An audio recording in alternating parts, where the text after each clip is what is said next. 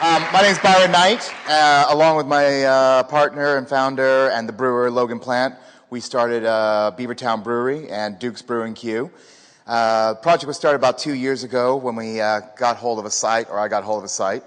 And being from California, living in England now for 4 or 5 years, the site sort of dictated what it wanted to be, and it just sort of said it wanted to be a brew pub. What goes better with beer than barbecue? So it was going to be a brew house Q joint. So the big idea, I had no big visions of being a brewer or no big desire. The project just sort of popped up. But I'm really happy to do it because I've been in the food and beverage industry for 29 years now. I met Logan because I was looking for somebody to collaborate with, somebody who is passionate about beer, which he definitely is. He's super passionate about beer. He's an ex-rock and roller and decided to leave rock and roll so he could spend more time with his family, and thought, well, why not become a brewer? So that's what he did. He's a home brewer, and we took the project on, opened up a really good restaurant, brewed a little bit of beer. Based on the success of the on-trade, we were able to keep growing and expanding on the brewery, and now we're getting ready to go to phase 2, which is take the brewery out of the restaurant, put into its own space in Hackney Wick. Now, Beavertown Brewery, when we first started the preparation before we opened up the premise, I always thought that the best way to scale a brewery was to have your own outlet, because it's just the example I see in America all the time. So we went through all the things. We knew our outlet would be Duke's. We'd be able to sell beer there. So the worst case scenario, we'd have one place that was going to buy our beer. I didn't actually realize how big craft beer was going to become in the UK, and how much it's growing at exponential numbers every year. When we first started this project 2 years ago, it started off, hey, you're just going to fast through everything, aren't you? I spent a lot of money, designing, thinking about the restaurant. Went to a big branding company. We thought that was the right thing to do when you start up a brand. You go to a big branding agency. Took quotes from all kinds of people. People coming back with silly quotes. 26,000, 36,000 to do a logo and a brand. They'll give us a website too. Thanks for the value. And so this right here, which I didn't think was a bad brand, I thought it was actually pretty good. Represented one company we used for, somewhere in the tens of thousands. And it was a big chunk of our budget, but we felt it was important that we did it and did it nicely. And then we had the bottle, which would be the website. Oh, did I mess up? Okay. Yeah, go to the website. Cool. And they gave us a website, and they gave us the Beavertown Brewery, kind of rustic, all that good stuff, dropping down to some bottles. And, I thought it was good. It looked all right. It felt decent.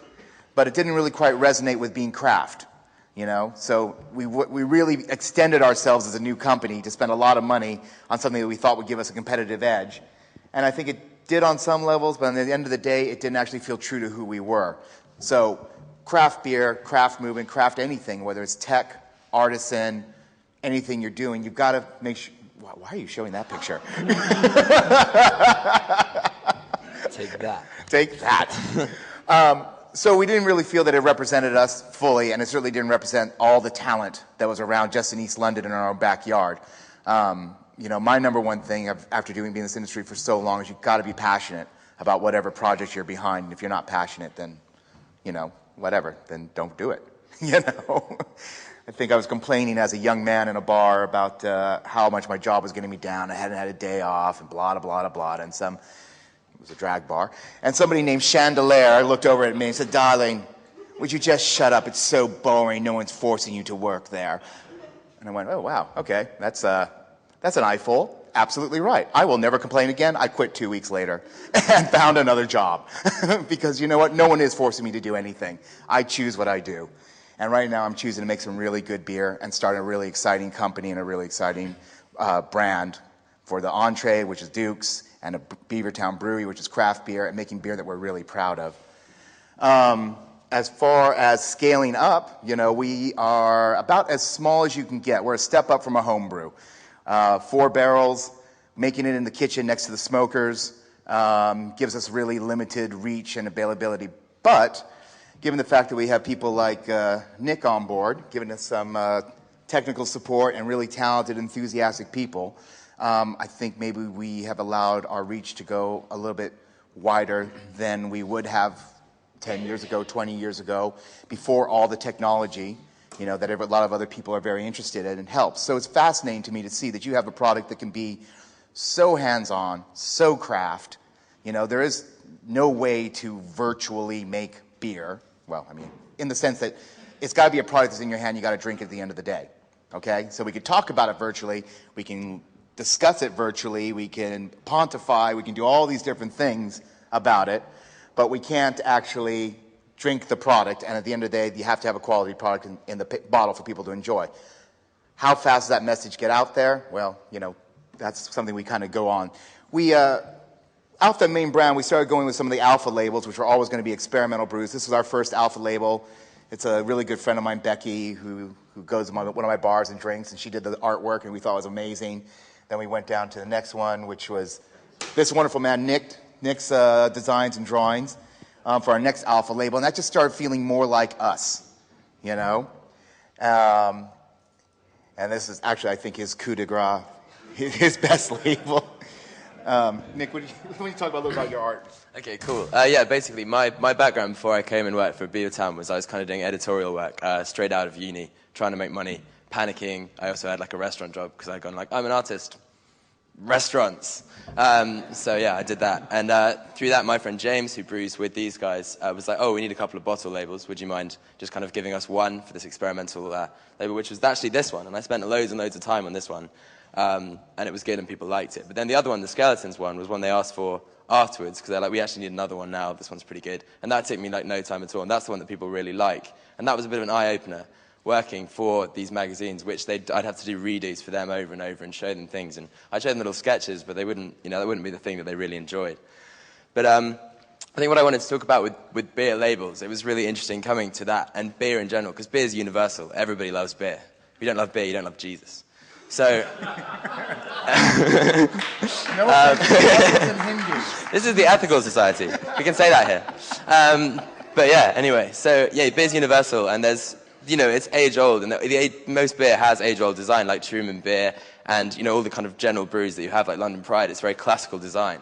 And trying to market something to people who like that sort of thing with kind of newer and kind of things that don't really look a lot like old beer labels is difficult, because you kind of take away from the classical value of it. But then there's the other side of it, where beer, interesting craft beer, is like the kind of band that only you know about. And as soon as people start to get into them, then they become a little bit less popular. And you have to think about that a lot for your market, because you have kind of in Duke's, we have like the classical beer guys coming in, and they don't want to try the new stuff. They just want a best bitter. That's what they want. And then the guys, sometimes you can convert them, but then there's the other guys who come in and they're like, have you got anything new? What's the new stuff? It's really cool. And that's when the labels kind of come into play a little bit, because they'll see something in the fridge that'll kind of catch their eye.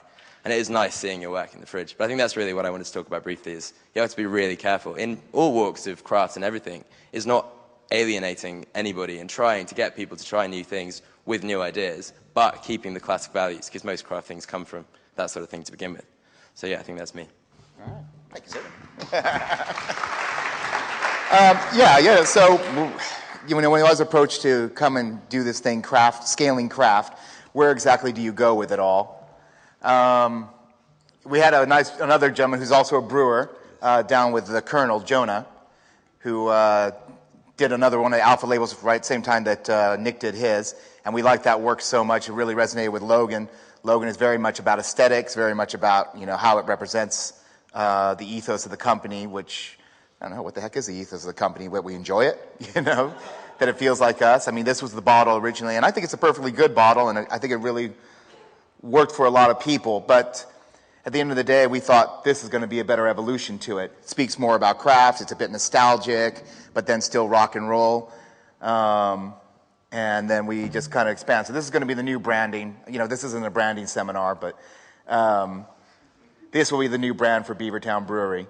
On top of that, we're going to still explore new artists and bring them in. That's going to be our next alpha label, which I think is pretty brilliant by a young local artist. Technology and growing as a company. You can only get as big as you can sell beer. I think without question it's fascinating, because technology has helped us have a bigger reputation than would ever in a gazillion years been possible, given how little our output is. 4 barrels It's 1,000 bottles a run. We can do that 3 times a week if we're lucky. 3,000 bottles of beer going out every week. And we sell it all as soon as it's made, and it's great. 10 years ago, nobody would have heard about us, and we would have been just supplying a few local pubs, and that would have been it. But in the span of less than a year, we have a reputation that has kind of grown to all kinds of things, because through social media and through technology, people have spoken about our beers and they tweet about it and it gets across to the point where Rate Beer listed us as the best new brewery in London. And I can't even figure out how something that's primarily an American app how we even come onto the radar for them. And I'm really pleased and it's really happy. Does it mean anything? I don't know. How many Twitter followers we have, does it mean anything? I honestly don't know. We interact. Logan and James are really good about interacting with everybody on Twitter. I'm a bit of a Neanderthal. I'm 43. I just can't really care. I like my real friends. I have a hard time seeing my wife. The last thing I want to do is play around with a bunch of virtual friends who I might never meet. So that's where lovely young people like Nick come into play and outsourcing all this stuff. At the end of the day, I want to hold something in my hand and I want to drink it. I want to serve customers food and beer and be in a festival and interact with them and get the immediate gratification. I guess I'm a bit selfish that way. I know I want somebody to put it in their mouth and like it. That's why I'm in food and beverage. That's why I've been in hospitality for so long. I work, 7 days a week. I take maybe a week off a year, and it's great. So how do we scale from here? This is what we're doing right now. Basement, brewing, and lots of grains. First thing to do is start to create more beer. How big do you go? I have no idea. Me and Logan are arguing constantly. So we have a 5-barrel plant now. Do we scale up to a 20-barrel? So that would be 20,000 bottles of beer in a run. Do we scale it to a 40-barrel, a 50-barrel? Brewdog, who's somebody, that's Logan and James. Brewdog, who started, I think people know this, Scottish brewery. We had a little standoff with them last night at one of their pubs. One of our beers against one of their beers, and we won. It was good.